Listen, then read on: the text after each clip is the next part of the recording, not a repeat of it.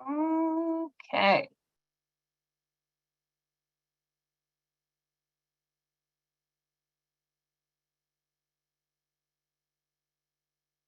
I think closed captions are successfully on, but it's happening on my computer anyway, but maybe that is a lie. I think that it is enabled so that anybody who wants it should be able to turn it on now. Hopefully. Okay, it looks like maybe the waiting room is slowing down a little. Question. Yeah, okay, getting nods. Cool, all right, well, I'll go ahead and get started.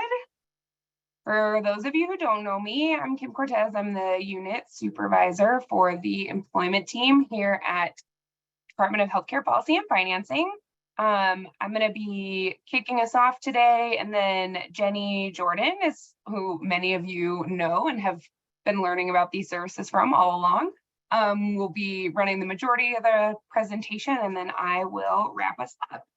I think we're recording. I think we're closed captioned. I think we're good. So off we go. Oh no.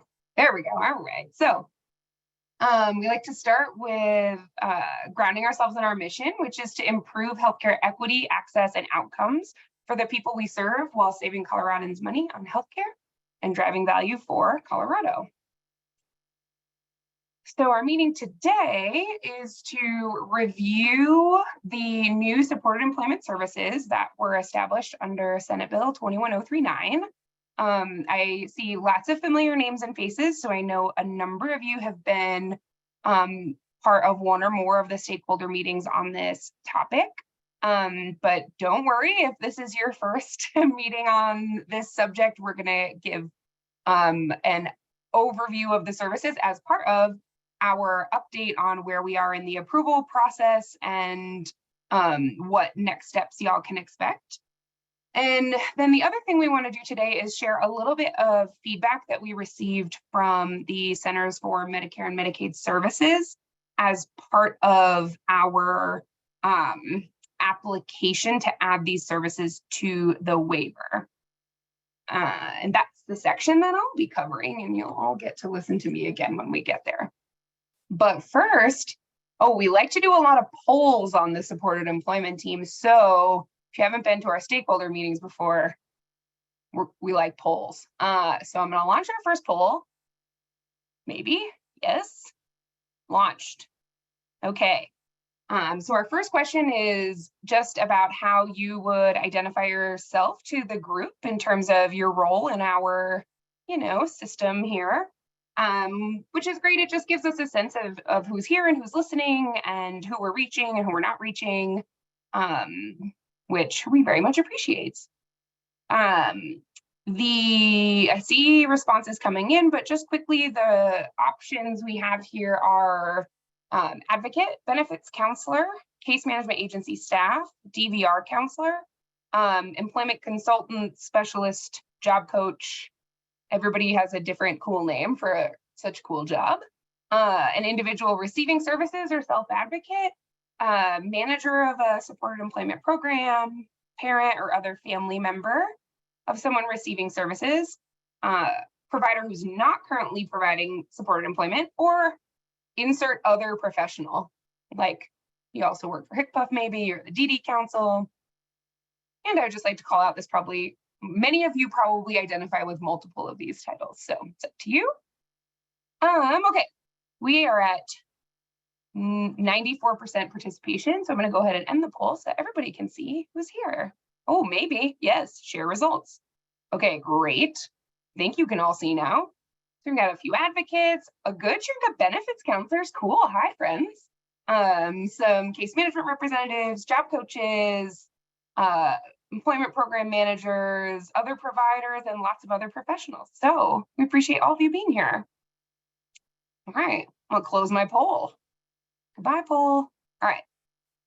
So now that we know who's here, I want to do a little more of a summary of our agenda. So we'll do some housekeeping. we will talk about the new benefits planning service, the workplace assistance service, and then give sort of a here's where we are in the timeline from what are these services going to look like to now they're in the waivers. And then, as I mentioned, share some of the CMS feedback that we have received.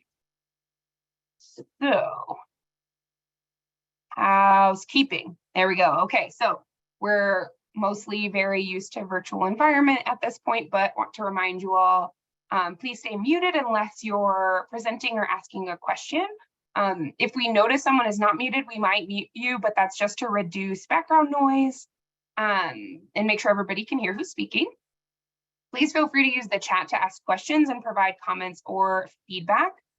Katie Talercio, who I know many of you know and love, will be sort of moderating the chat for us. And if you don't see an answer to your question right away, that's because we're aspiring to answer the questions verbally because we think we'll have time for that. And Katie's going to make sure we don't miss any. If you want to ask a question verbally, it's super helpful if you use the raise hand feature so we can keep track of sort of who's waiting and see you there if you're not all on our grid. And you can find that under the reactions button, which has disappeared from my personal toolbar currently because I am presenting. But if you click on the little reaction smiley face, there's an option to raise your hand. I also just discovered there's options to say like, please slow down and other things in addition to like the happy faces and the thumbs up. So that's fun. So with that, I just want to thank you all for being here. We really appreciate your feedback and your input. It's been wonderful working with all of you throughout the process of developing these services. And I know you're all wildly busy humans, and I appreciate you taking the time to be with us for part of your Thursday afternoon. So with that, I'm going to hand it over to Jenny. Great. Thank you, Kim. Good afternoon, everyone. My name is Jenny Jordan, and I am a member of the Supported Employment Team at Healthcare Policy and Financing, or HCPF. I'm thrilled to be leading the rollout of these new benefits, and I'm so glad that you were here. We are excited to share the current status of our efforts with you. But first, let's start with some high-level background. Next slide. So as you may know, Colorado is an employment first state. The basic premise of employment first is all people can work and should have the opportunity to work if they wish. Today, we will highlight two of the new services and how we hope that they will support individuals who have historically not considered employment as a true viable option. In June of 2021, the legislature passed Senate Bill 21039, which championed the end of subminimum wage practices in Colorado. The legislation specifically tasked HCPF to add services that would address line-of-sight supervision and ongoing benefits counseling. The legislature, sorry, I just noticed that maybe some people aren't getting in. Okay. Andre, Kim, I'm going to guess that you are on that. Yeah, I don't have access for whatever reason to let anybody in. Oh, all right, I'm on it. I've got people, I just admitted all, so hopefully we've got people rolling in. And then I'll see if I can enable that for you. All right, perfect, thank you. So for those of you just popping in, I'm so sorry that we failed in our waiting room moderation, but you're here right at the beginning. You only missed my attempt at witty Zoom banter and overview of what we'll be talking about, which is a reminder of the structure of the new services, some updates on those services and where we are in the process of launching them, and then some feedback from Centers for Medicare and Medicaid. Back to you, Jenny. Great. Thank you so much. And thank you again for calling that out in the chat. We definitely didn't want to leave people behind on this. So as I was saying, the legislature passed the Senate Bill 21039. Its focus is on ending subminimum wage in Colorado, and the legislature set a deadline of 2023. So our goal is to have both of these new services added to the Supported Living Services, or SLS, and the Developmental Disabilities, DD waivers, beginning July 1st of 2023. Next slide. So we're going to take a high-level view of the two new services, benefits planning and workplace assistance. For those of you who participated in our previous stakeholder meetings, some of this will not be necessarily new information. However, we do have some specifics to share that we didn't have before, like rates, provider enrollment, service authorization, things such as that. We are planning to post copies of these slides as well as the recording on our website. It'll probably show up sometime next week. But thank you again for your continued support and engagement. As a note, at the end of each section of the presentation, we will have some time set aside for questions. Next slide. So first up today is benefits planning, which we hope will encourage people with disabilities to work and earn money. We got the slide showing we've got more money, building it up, which is what we're hoping for. We believe that promoting conversations about what is possible for people with disabilities will have a really positive impact. Next slide. So the purpose of benefits planning is to assist members, their families, and support networks to understand how benefits may be affected by employment. Benefits could include supplemental security income, SSI, Social Security Disability Insurance, SSDI, Medicaid, Medicare, nutrition programs, housing assistance, and other federal, state, and local benefits. We know that it is common for people to have fears about losing their benefits and to not understand how they could work and keep their benefits. We hope that having someone that members and teams can turn to when they have benefit questions will be a big win. We are excited that benefits planning will be available to any members enrolled in the DD and SLS waivers, and they don't have to specifically be actively seeking employment to access the benefit. Though we are hopeful that after having a better understanding of how their benefits may be impacted by work, that they may be more inclined to explore work as an option. Next slide. As I hope you are aware, the Division of Vocational Rehabilitation, or DVR, is able to cover benefits counseling, a comparable service to benefits planning. It is available to the people they serve now and will continue to be an option. Benefits planning through the waiver will be available to people who do not have a job and may not be seeking employment. They can access it anytime, as represented by the large green circle. We anticipate that this benefit is posed to serve a large portion of the adult intellectual and developmental disability, or IDD, population who are not working yet.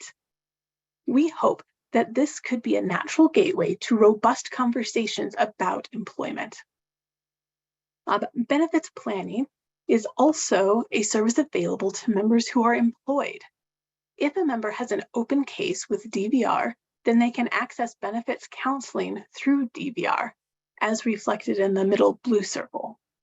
That said, if the member doesn't have an open case with DVR, and the member doesn't have a specific need to re-engage with DVR, then the waiver funds can be utilized for benefits planning, which the small purple circle reflects.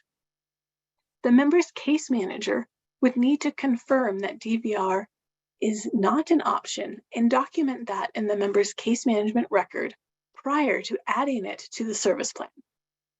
Basically, if the case manager confirms that the member doesn't have an open case with DVR, or that DVR's projected timeline does not meet the member's needs, for example, there's a promotion opportunity that the member needs to respond quickly to, then the benefits planning can go through the waiver and be authorized there. As a side note, if there is more intensive changes at work, maybe they're struggling, or maybe they want to pursue different employment options, that member could re-engage with DVR and tap into more robust employment supports through that means. Next slide. So Now for those proposed provider qualifications. Benefits planners must have one of the following certifications. The first two listed are offered through the Virginia Commonwealth University. So that's the Community Work Incentive Coordinator and the Community Partner Work Incentives Coordinator. The third on the list is offered through Cornell University, the Credentialed Work Incentive Practitioner. To obtain these certifications, you must complete a rigorous training program and then demonstrate competency. The content is a deep dive into Social Security benefits, Medicaid, Medicare, and other public benefits. Our proposed qualifications are consistent with the current DVR vendor requirements. Benefits planners will also be expected to be knowledgeable about Colorado's Medicaid waiver system, including the practical elements like eligibility or the buy-in options. We also want benefits planners to have an understanding about how home and community-based services may be providing the foundation that the member is using to build their desired life. Next slide. So what activities fall under benefits planning? Well, there's benefit verification and benefit summary and analysis that would be available to members. Benefits planners could assist with developing a work incentive plan or help with evaluating job offers or promotional opportunities as it relates to their benefits. Because benefits planners will be knowledgeable about Colorado's waiver benefits as well as Social Security and have a pulse on local programs, the benefits planners should be able to identify programs that may support the member and explain what would be needed to obtain or maintain those benefits. Next slide. So if benefits planners identify resources that would potentially help members, they can assist with making referrals, including referrals to DVR. The benefits planner is expected to have solid communication skills and to be able to coordinate with the member's team to ensure that the member has necessary support to enroll in the desired programs. I am sure it's not a surprise to all of you that our system is complex and there are members with very unique needs. The benefits planners can be leveraged to navigate those tricky situations, with the goal being that the member can maintain necessary benefits and continue to work. As you may know, reporting income to Social Security needs to occur regularly, and most programs require documentation that demonstrates the need for continued eligibility. The benefits planner may assist the team in identifying what documents may be needed, and they can make suggestions for how to collect and maintain the documents. The benefits planners may assist directly with the collection and the submission of documentation on a temporary basis if others are unable to do so. This may be particularly needed if the member is attempting to access the benefit for the first time. The case manager should assist with referrals as they typically or usually do. The team should work to identify what sort of support system the member may need for ongoing document management. Next slide. Okay, so now for some logistics and some new information for those of you who have been listening for a couple of our sessions now. Providers delivering benefits planning can either be an agency or an individual, and there are actually two agency options: being a program approved service agency or PASA, or becoming a benefits planning Medicaid provider. Through either avenue, they must be an HCBS Medicaid approved provider and have all the necessary certifications. This will open up our provider network to include entities such as Centers for Independent Living or other agencies that may have benefits planners on staff. As Medicaid approved providers, qualifications will be verified upon initial enrollment through the revalidation process.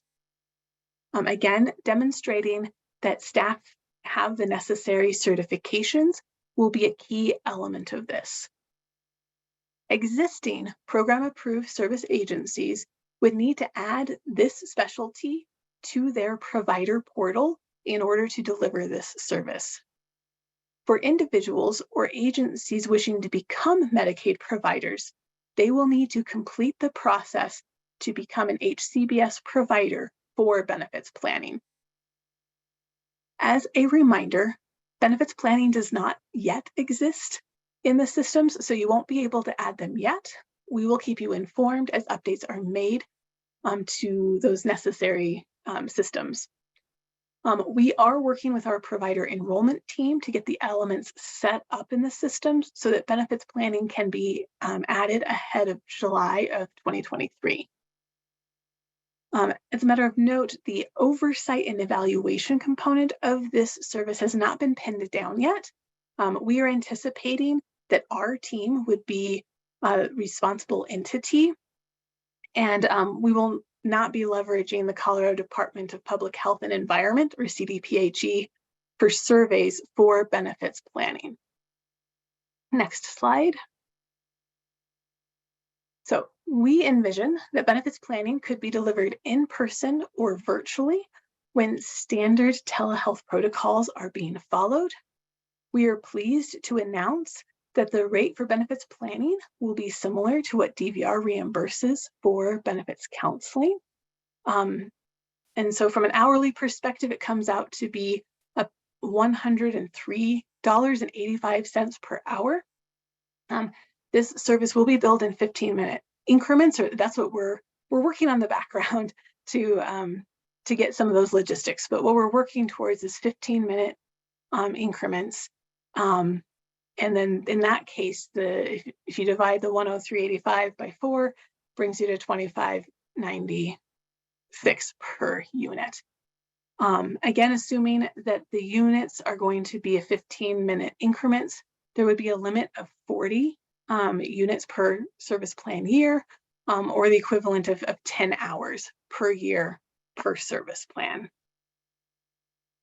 As a reminder, when the member is connected with DVR, they should inquire whether DVR can cover benefits counseling. If the member needs help answering benefits-related questions prior to when DVR may be able to provide it, then the waiver can be used to fund benefits planning. This would likely be in situations where the member is being offered more hours or a wage increase, and getting benefits planning support is urgent. If the team can demonstrate that they attempted DVR and believe that DVR's response is insufficient to meet the member's needs, then the benefits planning can be authorized and utilized. So I know that was a bit that kind of covers the highlights of benefits planning, and now we can dig into some questions y'all have.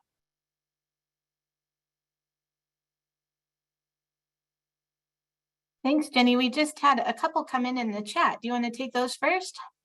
Yes, please. All right. So Chantel is wondering, when will existing PASAs be able to add benefits planning? Yeah, so that's what we're working on in the background with our this provider enrollment teams. Basically, they've got to get a lot of the pieces in place before you'll be able to do that. But we're diligently working with them. So I'm gonna guess June, but we'll keep you posted. Sorry not to have something more tangible to share. Yeah, and Jenny, if I can just add on to that. Please. Regardless, it will be with enough, my understanding is that we're on track for there to be time to do that before the service is officially available on July 1. So as far as I've heard, at least, we're not worried at all about a lag between being able to enroll providers and being able to provide the service.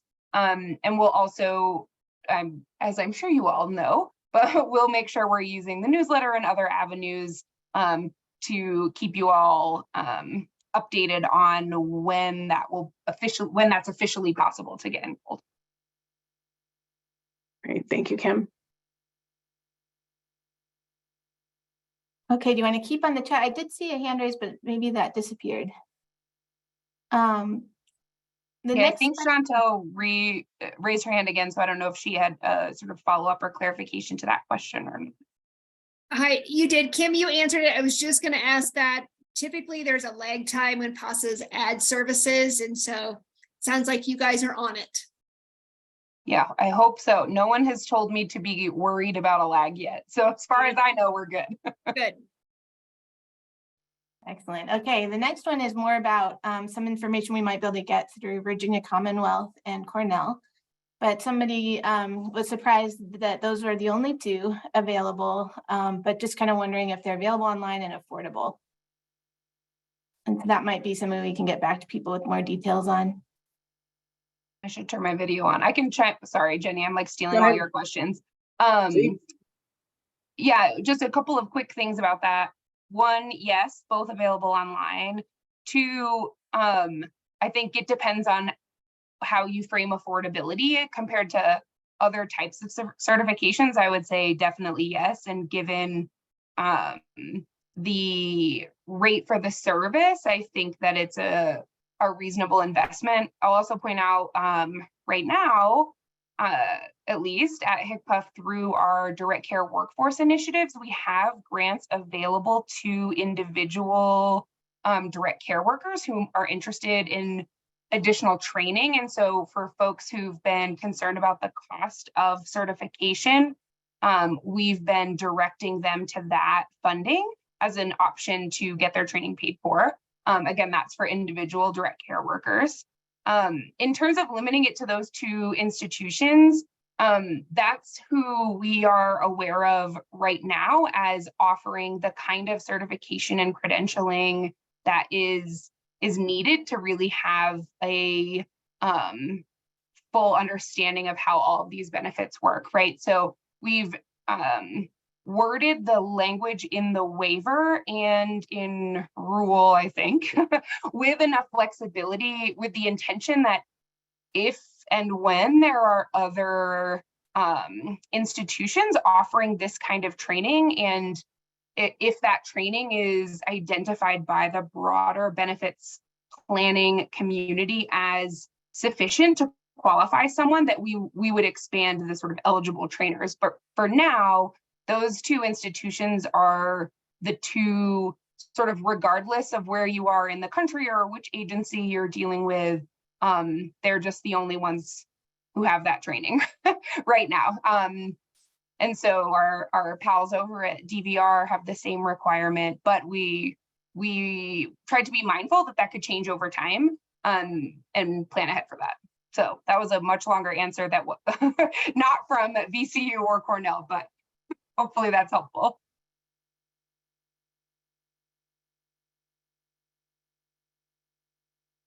Okay, do you want me to keep reading the questions, or do you just want to? Yeah, okay. That would be great. Thanks, Katie. Absolutely. So Mary Judy is wondering, are you going to give us direction to become an enrolled Medicaid provider for benefits planning?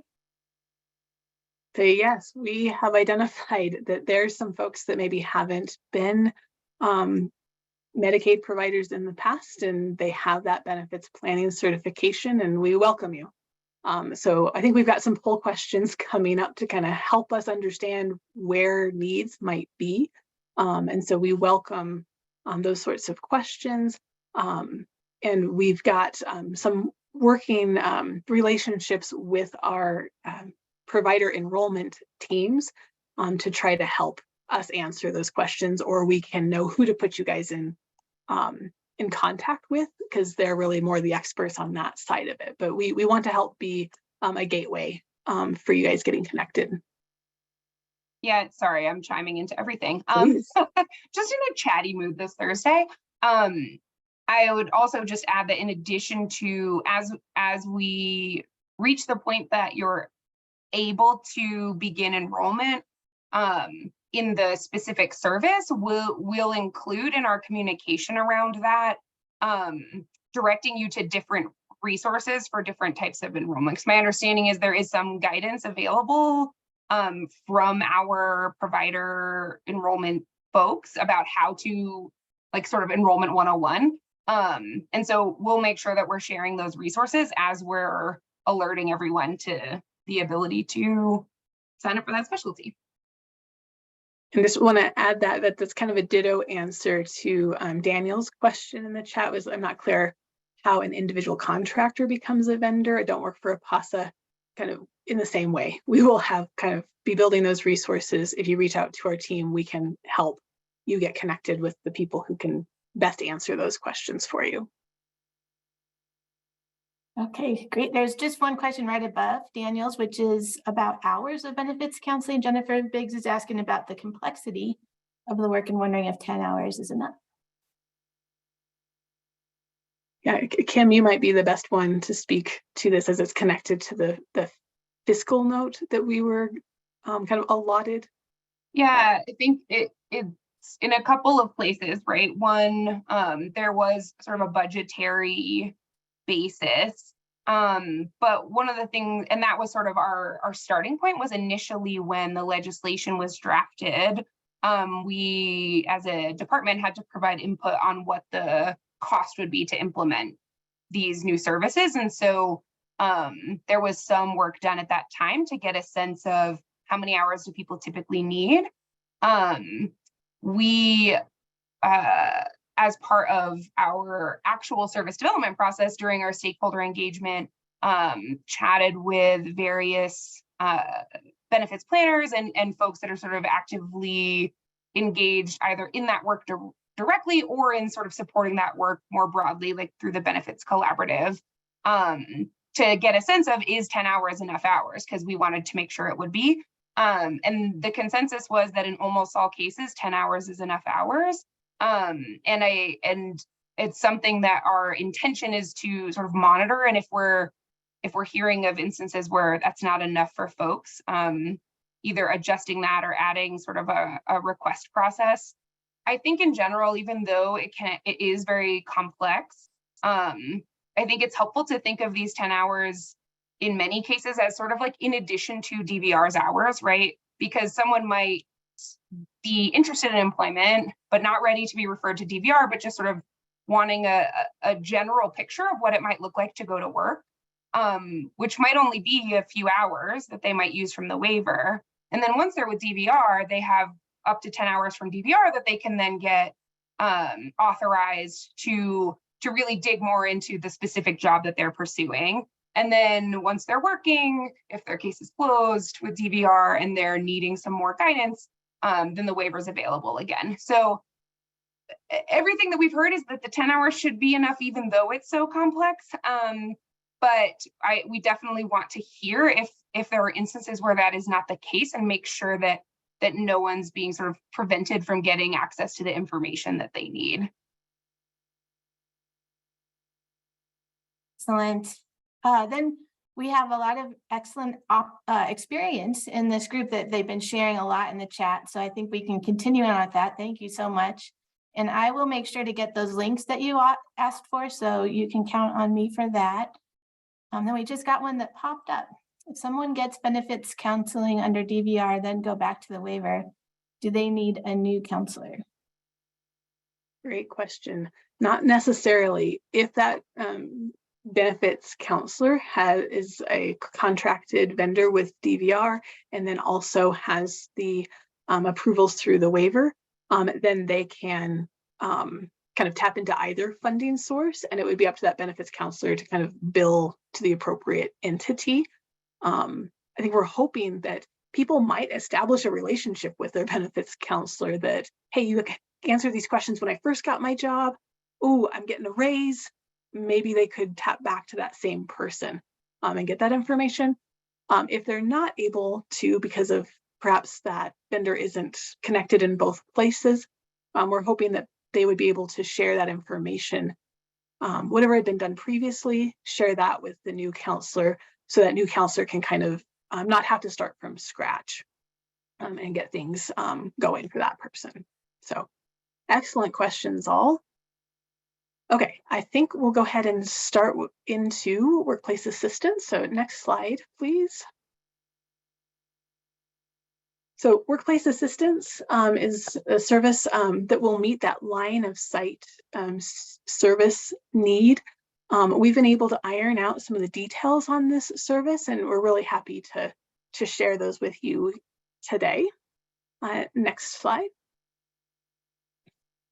So workplace assistance will support members with valid safety concerns who may need assistance from a paid caregiver that is above and beyond what would typically be done by people at the work site or by a job coach on an ongoing basis. As with most members who utilize supported employment services, it is expected that, while it's similar for all, is it also expected that members anticipating to use workplace assistance would be trained and supported by a job coach to learn the job. The job coach may complete task analyses, create job aids, leverage systematic instruction strategies, etc. The job coach would also ensure appropriate accommodations are in place and be engaging natural supports. Depending on the member and the job, perhaps technology would be a viable method of support. As always, the goal is to maximize the member's independence at work. That same level of support and engagement should be pursued for members whose team believe that a paid caregiver, having that paid caregiver be present, being that is warranted for that person, it's the same goal. Kind of additionally, the goal for those members is to ensure that they have the supports that they need and minimize the consistent presence of a paid caregiver. Next slide. So workplace assistance is not designed for everyone. Rather, it will help those who have historically been told you can't work due to the assumption that they would need someone with them the whole time. This specifically can support those who may need intensive supervision, those with rights modifications regarding alone time, or those who meet the criteria of public safety risk or extreme risk to self. Additionally, this service is available to members whose support teams agree that there is just a justified safety concern or concerns for a paid caregiver to be present, and that those needs are beyond what could be addressed through natural supports, technology, or intermittent job coaching. Safety concerns may take a variety of forms. A member may demonstrate behaviors that cause harm to the member or others, intentionally or unintentionally putting themselves in unsafe situations, or even include members who demonstrate poor safety awareness or poor decisions related to personal safety. Next slide. Workplace assistance is meant to support members in individual jobs that are at or above minimum wage. It is not for group employment situations. The workplace assistance service and job coaching could be delivered by the same provider or agency or by different agencies. Next slide. So one thing that is important to touch on is the philosophy that we are hoping will guide this service and the tricky line that we are trying to walk in offering it. On one hand, we know this service is needed to make sure everyone has the opportunity to work. That said, we also know that the mere presence of a paid staff person watching can accentuate somebody's disability and differentness. Because of that tension, we want to put processes in place and encourage best practices that encourage teams to think critically about the need for this service and examine when and how the service could be faded. Recognizing that, of course, everyone is unique and their situation and needs are unique. Next slide. This ties to another concept we want folks accessing and authorizing this service to think about, and that is that a member's supervision needs at work could be different than in other settings, especially over time. Our hope is that workplace assistance could be a bridge for folks who may ultimately need less supervision and behavioral support at work. We don't want to oversupport nor limit a person's opportunity to work based on staff availability, nor have supervision levels for other settings be automatically assumed to be needed at work. Natural supports available at the work site, such as the member's coworkers, may be more involved and engaged than those in other community settings. They would have regular opportunities to get to know and interact with and support the employee with a disability. So, as we are thinking about supervision levels in general, remember that work settings can and often should be treated differently than other settings. Finally, especially when we think about safety concerns, an appropriate job match can control for many concerns that members and their teams may have about work. Next slide. So what would the workplace assistant staff be doing? Well, they could model or reinforce safety skills or reminders to follow work-related protocols. In situations where there are concerns about inappropriate behavior, the staff may redirect or they might remind the member of possible coping strategies. The support that the workplace assistant staff person is providing should connect back to the safety-related needs that the team identified. And the staff person should be always seeking ways to promote independence and integration. Next slide. So some safety support strategies might include addressing supervision expectations or implementing a member's behavioral support plan.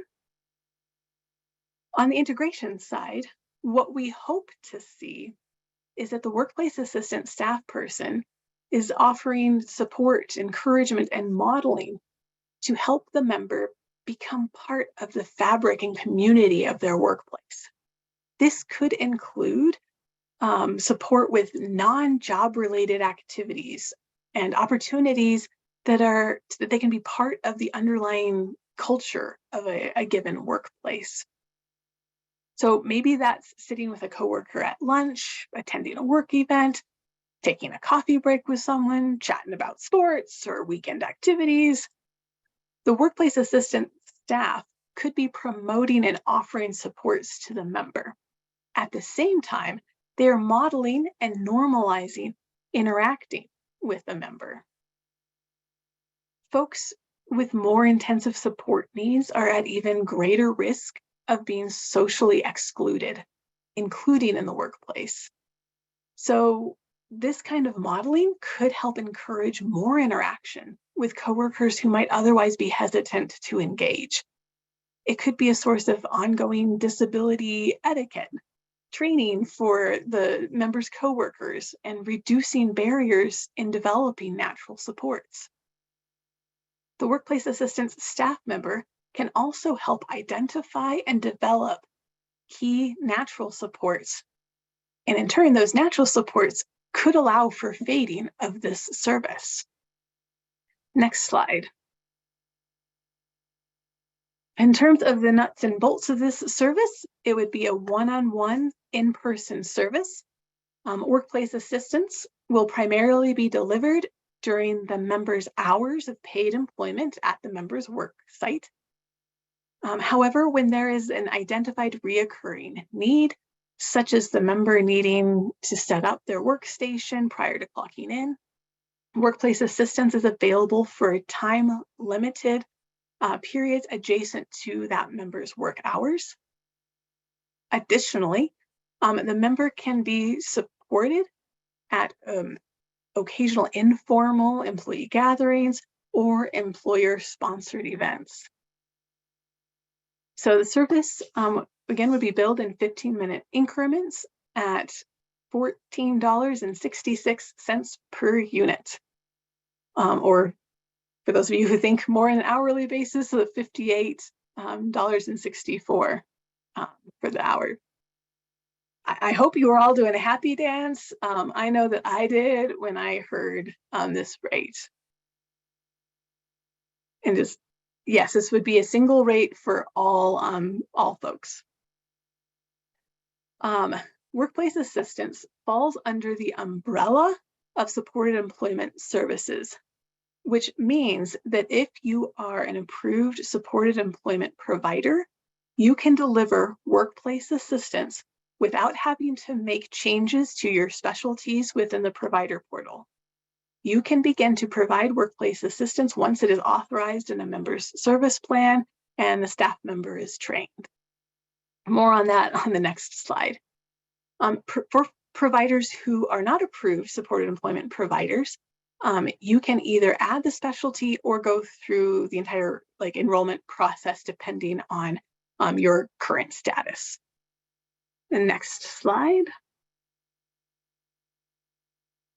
So, as part of the service authorization process, it is expected that teams will use a person-centered and inclusion-informed process to identify the member's specific safety-related needs and ways that the workplace assistance staff person will be supporting them. The basic requirements for workplace assistance staff will be the same as rehabilitation staff, such as those providing supported community connections.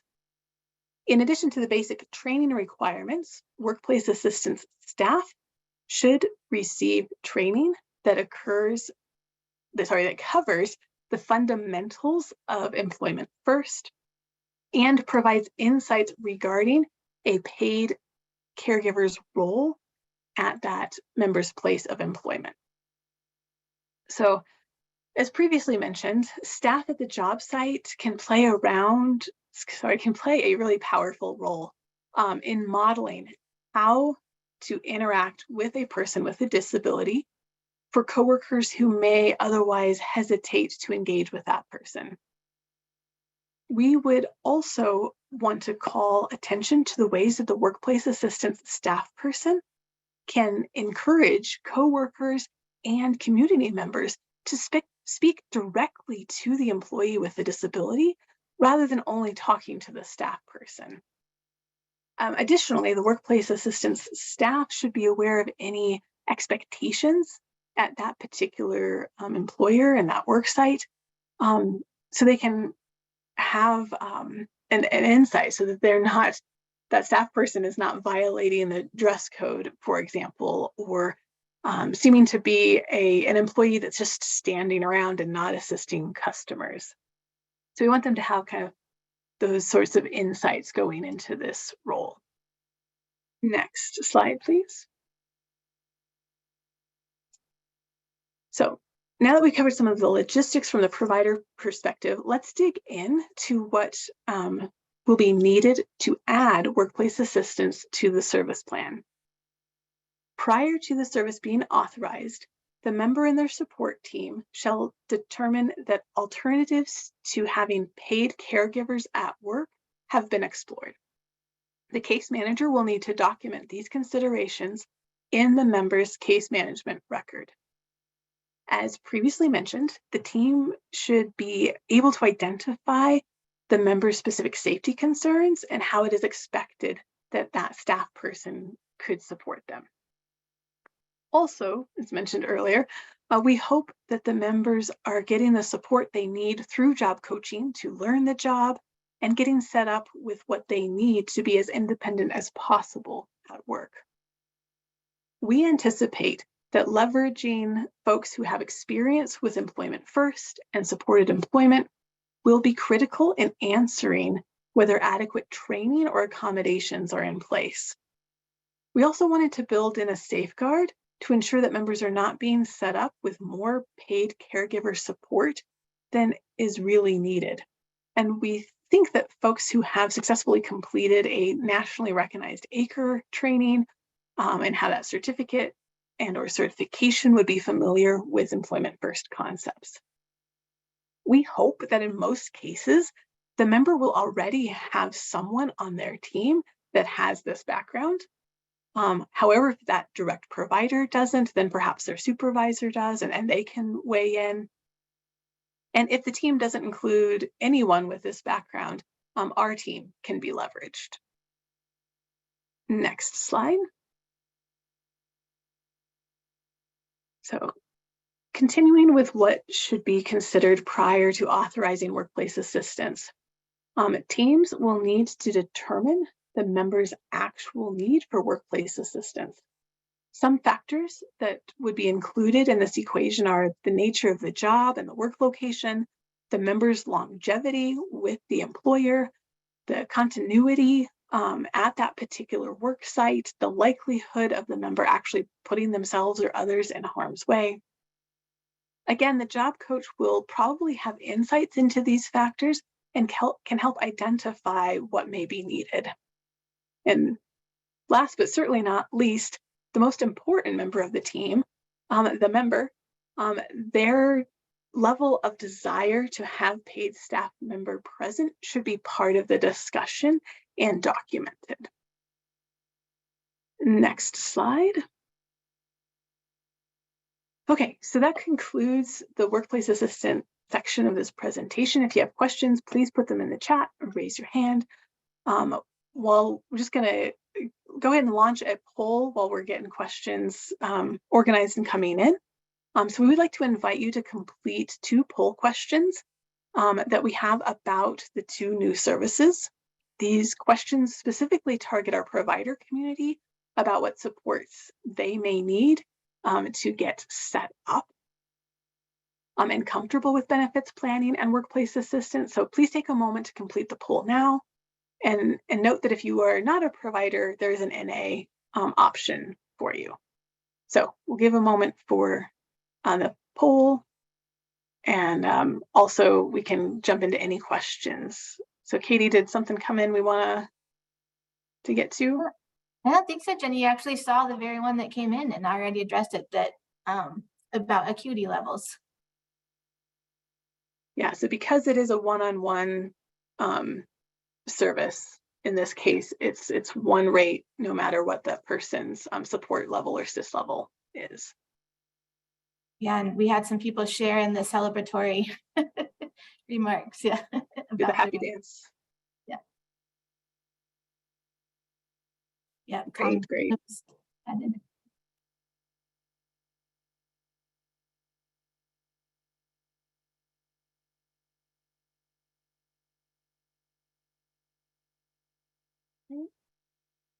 Results are coming in. Great. We've got, we're at 2/3 of folks have responded, so I'm gonna keep it open a little bit longer before I end it and share the results. It's pretty, for what it's worth, as I'm watching these little bars move around.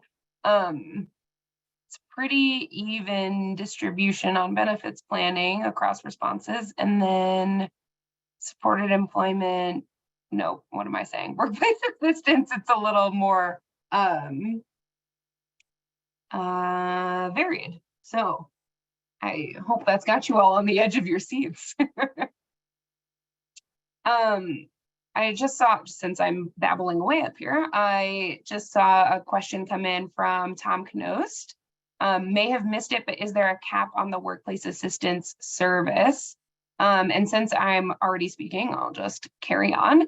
There's not a cap that is specific to workplace assistance, but because it is being added as one of the supported employment services, so it sort of is like being added to the list of like job coaching individual, job development individual, group employment, all of those, it is still subject to the overall cap for those services, which we, again, is another thing, just as an FYI, I see the copy that, but we did spend some time chatting with folks, both in earlier stakeholder meetings and in response to direct outreach about if there were concerns about that, and the overall sense was no, there wasn't a feeling that would artificially limit someone's ability to work, but is definitely something we'll monitor going forward.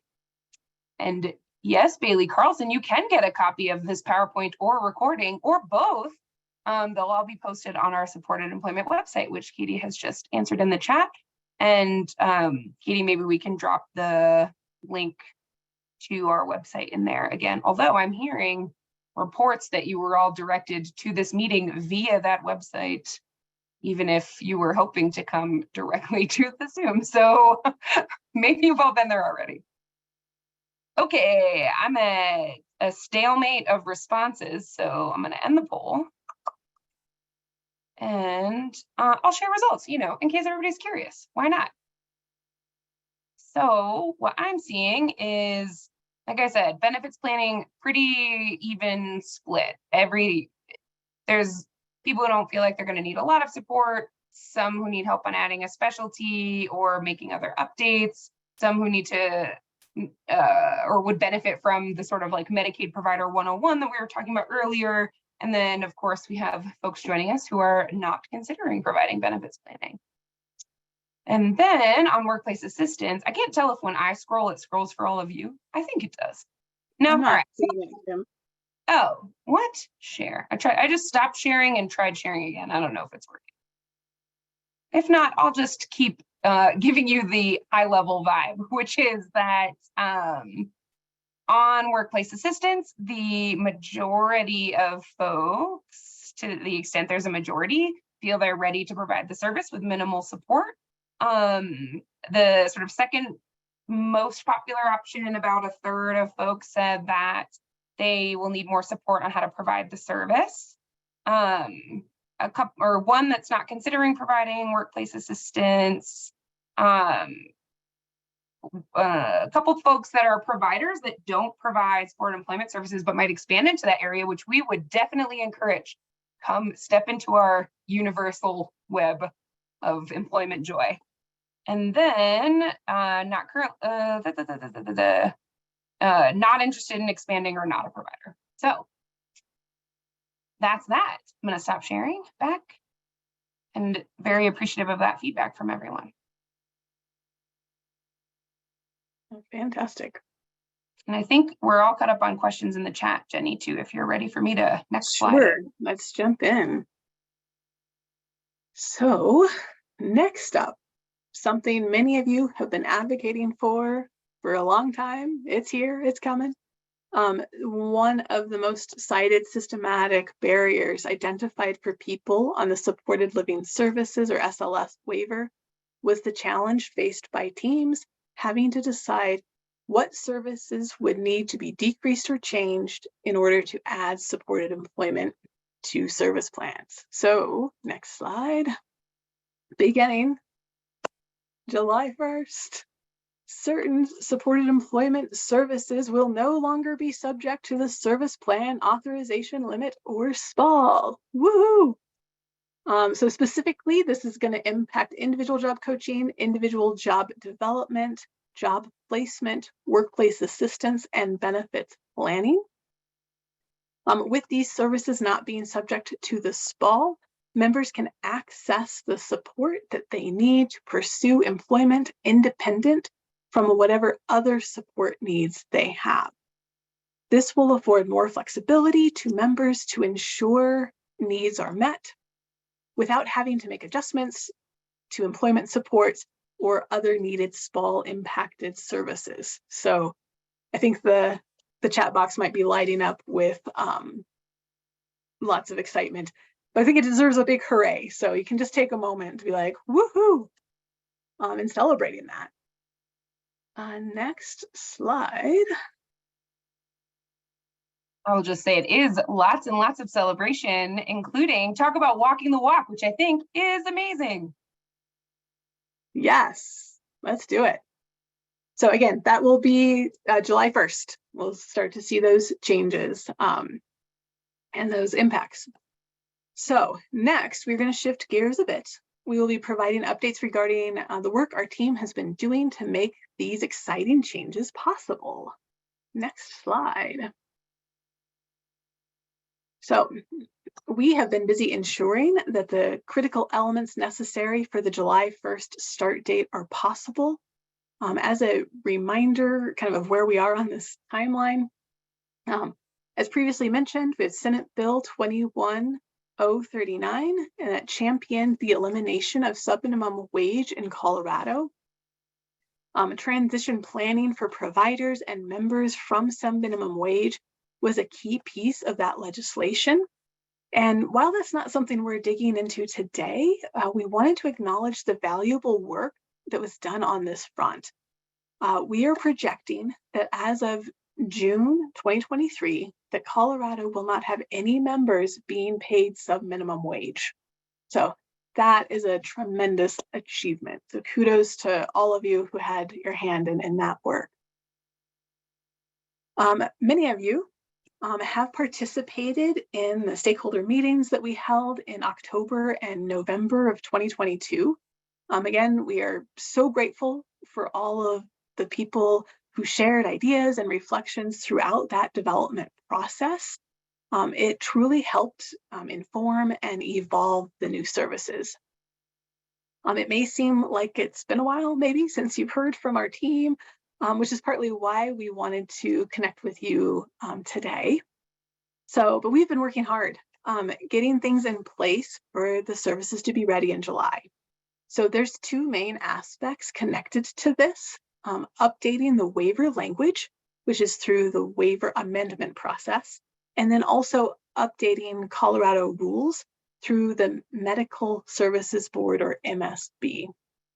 So we submitted new services in the spring waiver amendment cycle. As part of this process, there's a public comment period which spanned from early February to early March. We incorporated the feedback that we received before formally submitting the waiver amendments to the Centers for Medicare and Medicaid Services, or CMS. That's the folks at the federal level. So we are currently in the process of responding to feedback and questions from CMS. Meanwhile, we were also drafting rules to give shape to the new services and formalize elements such as which services would be outside of the SPAL. Those rules were posted for public viewing last month as part of the Medical Services Board, or MSB's process.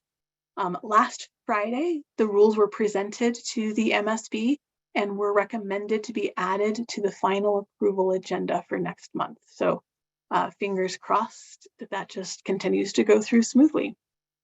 So folks, we are on our way. However, we're also not done yet. So there's still some work to be done before July 1st. Next slide. So what's on the horizon? We will be developing training materials for case managers. We will continue to work with our systems teams behind the scenes to get the bridge and interchange and the provider portal ready for the new services. And we will help providers navigate the new enrollment process, as well as offer guidance about service delivery. We also want to educate members and the broader IDD community about these new services and how to access them. So this is another area where we want your help. And again, we have some poll questions for you. This time they are not as provider specific. So we want to know what you think may be the most needed to help you or the IDD community in using these services. So we would appreciate input from each of you. There are 3 questions that are all basically the same, but have kind of a first, second, and third aspect to them. So the choices are areas that we'll be putting effort into over the next few months. So please indicate kind of your top 3 areas that you would prioritize. And we will use this feedback to inform our work. And please, if you have an idea that's not on the list, please share it in the chat or raise your hand and come off of mute. So we'll step back into that poll space.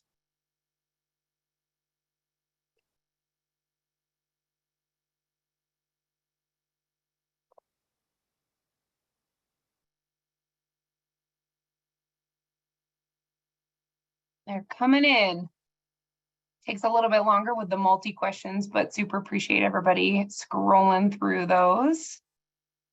we got, I mean, I don't know about all of you, but I am thrilled with the addition of more emojis to the Zoom world. And I'm very much appreciating everybody's, extra animated feedback. That's fantastic. Kim, let's go ahead and go to the next slide, and then maybe we can review the poll results after that. Sounds great. Awesome. So before continuing on with the rest of our slides, we wanted to ensure that you had the details about where you can find the most current versions of rule and waiver amendments if you want to take a look at them. There are links on the slides. There's also paths that you can navigate to, like if you click on the things in the HCPF website, you can get there. As an aside, you can also do a search within the website for MSB or public comment to get to the general pages on these topics. And my thanks to Andre for dropping those links into the chat. So, yeah. As a note, the waiver amendments that are posted are what we provided to CMS. And as mentioned previously, we are currently in the process of responding to feedback and questions from CMS. So some of that language might shift, and Kim's gonna give you a preview of what we're looking at in the next section, but just wanted to get you connected with where the source materials are.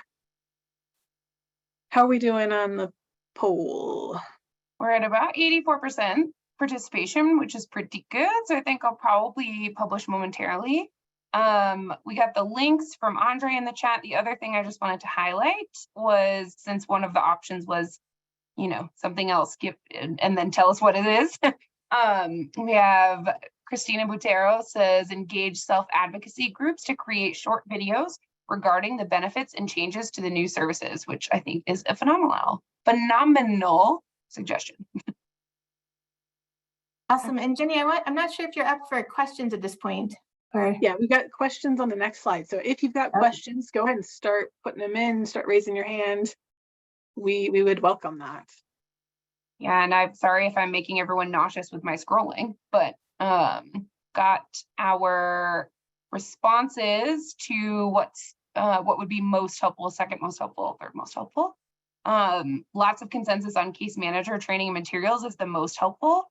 But others as well, but pretty evenly divided. Second most, we have materials to share with members and family members and other professionals, one out on that one. And then third, training parameters for workplace assistant staff has the most. We'll take a look at all of these since we wanted an idea of how to prioritize, but obviously if there's something that we pull as the first important, then that might shift sort of how the other things, and ideally we'll do lots of these things and or all of these things, unless you're like, that would be a waste of time, don't bother, and then we probably won't. So, Okay, I'm gonna stop sharing that. We've got a hand up from Christy Bratton. Great, thank you so much. Super excited about the change to the SPAL, not including supported employment services there. One of the things that may be really helpful, and I think it's sort of addressed in your poll question about what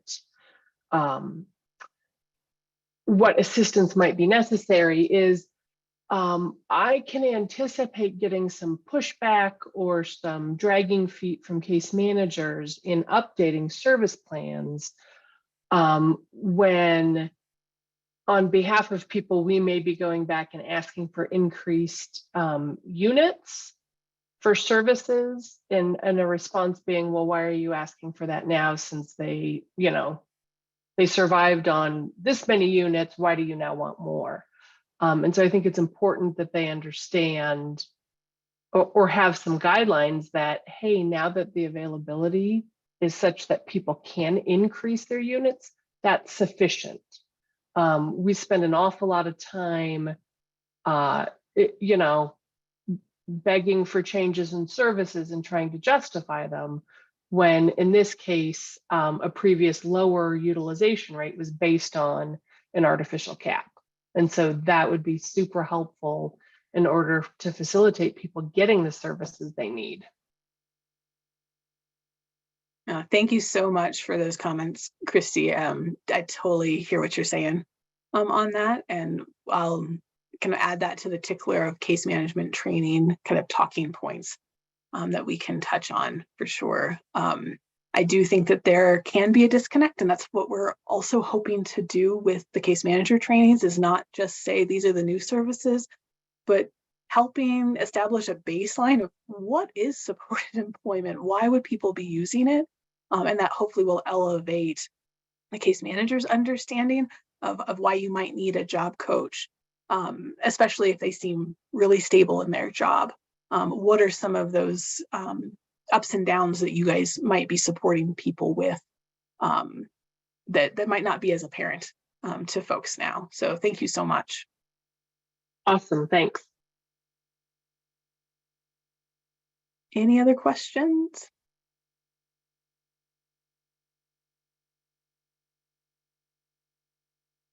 All right, so thank you again for your engagement and your thoughtful insights. We truly appreciate you and your feedback. And now I'm going to turn it over to Kim.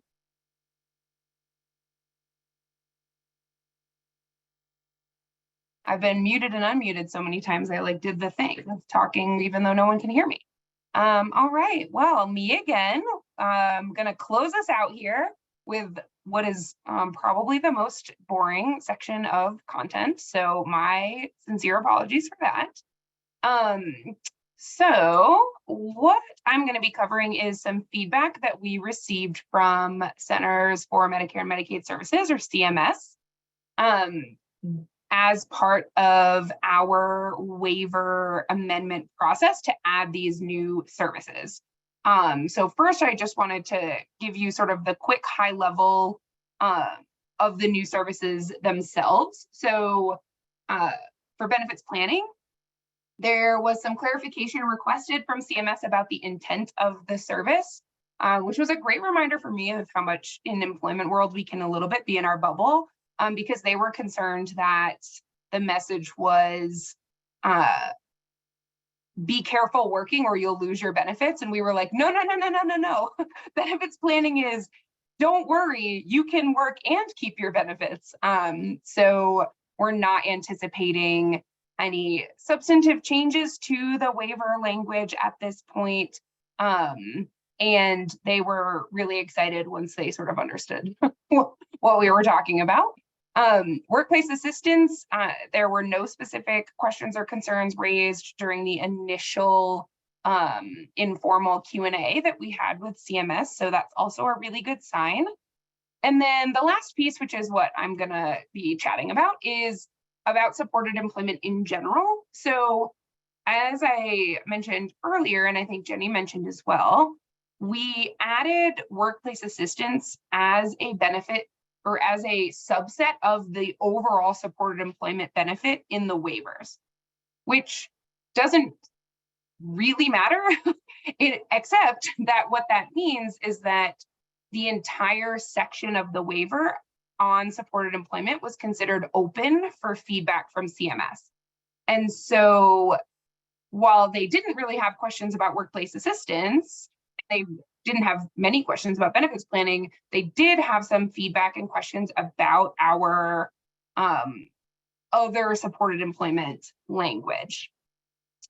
So the feedback overall, it was really like contextual feedback. So the one thing that I want to be super clear about from the beginning is that our position and our interpretation of the changes that we are making at CMS's request is that they don't really change in any way the services themselves. It's either bringing in language that is similar or identical to what is already in rule somewhere, it just wasn't in the waiver, or it's adding additional context that isn't really, that doesn't differ from anything that we would expect at this point anyway. And I'm going to walk you through what each of the changes are. The reason that we wanted to include that in this presentation is that, we're committed to transparency, and also we work closely with you all. And we didn't want anyone to be surprised by changes in language. And we didn't want anyone left sort of wondering if those were, if they meant something, if it was a sign that we were trying to interpret something differently, because it's not. This is our sort of updating of language at the request of CMS, but that doesn't, in our view, change anything about the services themselves. So with that, get ready for perhaps the most boring text-heavy slides you've ever seen in your life. I greatly apologize. We spent a lot of time trying to figure out how to best show this in any kind of meaningful way, because eventually you'll be able to see the updated waiver language, but you won't have this sort of like side-by-side version. So feel free to completely ignore this slide, or if you would like to read it, feel free to read it. But what I would like to draw your attention to is sort of what the changes are that were made here. So first, there's sort of additional broader language around the setting itself. So the sort of strike-through language only really said competitive employment. This adds customized and self-employment, which again, you could always use supported employment for a job that was customized or in self-employment. And it also adds some specific language about integration, which again, already required via the settings rule. There's some additional specific language about wages. So not, the old language was at or above minimum wage. This updates that to reflect the fact that competitive, in terms of I had to compete for this job, also means competitive wages. And so it uses language about minimum wage or customary wages and benefits for the work that's being done.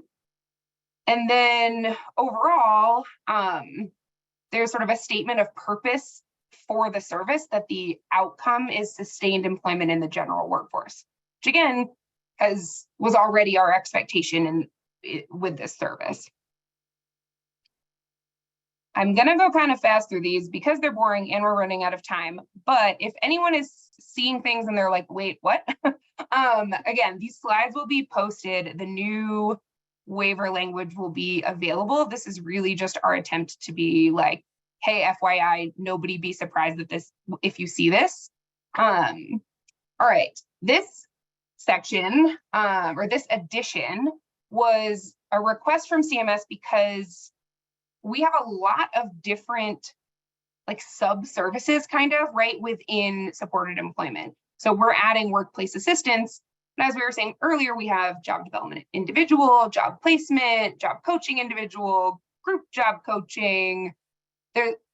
And so they asked us to add a paragraph sort of helping organize that and just outlining what services are included and which ones are individual and which ones are group.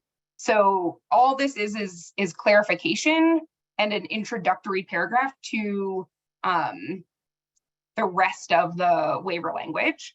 And then the other addition / edit here is just to clarify that individual employment is not something that can be used in sort of a mobile cruise environment, that's group employment, which again is already the practice. It just wasn't necessarily clear from the way the old language was written. All right, next, this update is really just a settings rule related update. So in fact, Jenny and I were like, isn't this just the same sentence but reordered?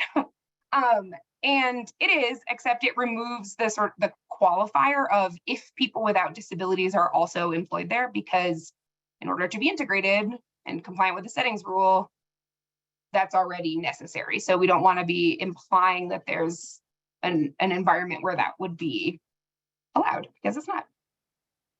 Okay, Almost done. All right, last one is an elaboration about the job placement service, which is the sort of worst named service that we have, perhaps. The concern raised from CMS here was related to duplication, so concerns that this might be used to purchase items necessary for someone to start their job or work at their job when there was other funding available to cover that. And so this service is only utilized by, I think, less than 10 members total. It is not a very heavily utilized service. And that's largely because it's meant to be a backup to if there aren't other funding sources to cover things like a uniform, work boots. And so again, this was already an expectation and is already the way this service was implemented. CMS just wanted us to specifically list out the other potential sources that needed to be ruled out. So we added, well, the part that was there was if it's the responsibility of the employer already under the ADA, then they have to provide it. If it would be covered by DVR or IDEA, has to be covered there. And then if there are other state plan or waiver benefits that might cover this, for example, for someone on the SLS waiver, maybe assistive technology, that service should be used first. Okay, that's the last one. I see a few chat questions or chat things happening. Oh, email listserv. Okay, Katie got the link to stakeholder engagement information. I think maybe Katie, this might already be at this link. I don't know. And I don't want to click on it because it'll throw off our presentation mode. But if that isn't the place where you can subscribe to the newsletters, I would say just add that. But I'm sure it is. So just I'll just add, you just need to scroll down to the bottom and there's some options there, but I can keep looking for a better link. That was the best one I found so far. Yeah, the newsletters, the OCL newsletters in general, I think are the best option. All right, Chantel, see your hand. This isn't necessarily a question, but a kudos. This is super exciting to hear. I know we're running out of time. But kudos to you and your team. This has been a long time coming. I know as a provider, it's been, we constantly kind of beat our head against the wall sometimes of like, why couldn't these things be implemented? And it is so exciting to actually be a part of this and see this happening. So just kudos to all the work and what you and your team have done. This will be super exciting once it gets rolled out. So thank you. Thank you, Chantel. And selfishly, I'm going to echo that for Jenny and for Katie and everyone on the team who's worked on this project. I feel personally very lucky because I got to, some of you know, I started in this role in August, and I feel like I sort of parachuted in and got to do all the fun stuff that everyone's excited about, which is really great and joyful. All right, I'm not seeing other questions, so I've got some contact info for you if you want to get in touch with Jenny or I with specific questions about any of what we covered today or anything else related to the new services. And now, more questions, I guess. If anybody has any final thoughts or questions, we're happy to answer them. As we mentioned, the recording and the slides will be posted on our website. And I just want to thank you all again for being here, for giving us your time. I am thrilled with the turnout today and just super excited to see all of this fall into place in a few months. Yeah, if I may, I just also want to kind of turn the praise back to the stakeholder group as well. I know a lot of you on the call have been passionate advocates for supported employment for many years. And you helped in getting the legislation what it is, and it passed. And so we're partly able to do these things because of all of the work that was done at that level. So whether you're a provider, a member of Alliance, if you're connected with APSI or the Employment First Advisory Partnership, like all of those entities played a role in making all of this possible. Again, as Kim said, we get the exciting job to be like, it's here, we're making it happen. And so just thank you again for all of your sustained engagement and support.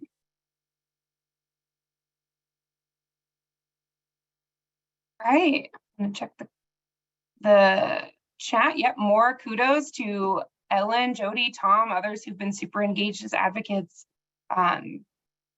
which is wonderful. And with my final 3 minutes, also feel free to log off if you're like, cool, Kim, okay, whatever. But I will say, there was some kudos for Jenny that I think is also kudos for this community at her presentation to the Medical Services Board. You know, they were really excited and energized by the enthusiasm, by the sort of close connection between stakeholders and that advocacy leading to legislation, leading to services and rule. And so it was just very cool to see them recognize and shout out all of you, even if you weren't there. So thank you all very much. Stay tuned and thank you for all you do. Take care.